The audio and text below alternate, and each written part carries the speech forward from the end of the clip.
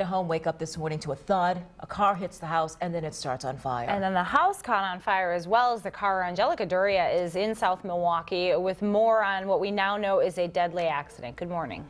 Yeah, good morning, guys. Unfortunately, one person is dead following this crash. It was the driver of the vehicle. That driver was the only person inside the vehicle at the time. But we are learning this crash started with a police pursuit, and we do have a closer look at the path that vehicle actually took. You can see there are, you can see the tire marks right here on the grass. It hit a mailbox, and that is just the bottom half of the pole where the mailbox was. Then it went over that hill and eventually crashed into that home, where you can see the outside of the home is pretty much all charred up. Now, this took place around 2 this morning. An officer says the driver was speeding and failed to stop for an officer, which then led to a chase and eventually the crash. The car hit a tree before crashing into the home on Edgewood Avenue, catching both on fire.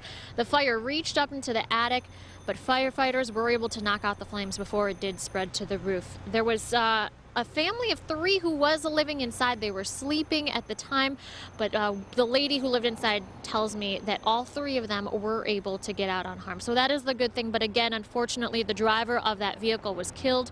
We did speak to a neighbor who lived across the street, and he describes that scene this morning. I heard him coming, and then I heard him hit the house, you know, and well, then there was a little explosion, or I don't know what it was, the gas tank or the tires, you know. And then the house started burning, and then all the fire department came in. Now, we know that speed was one factor. As for any other factors like drugs or alcohol that contributed to that crash, that has yet to be determined by police. South Milwaukee Police as well as State Patrol are investigating this incident. Reporting live in South Milwaukee, Angelica Duria, Fox 6 News. All right, thank you, Angelica. We're now getting new information about that gunman who opened fire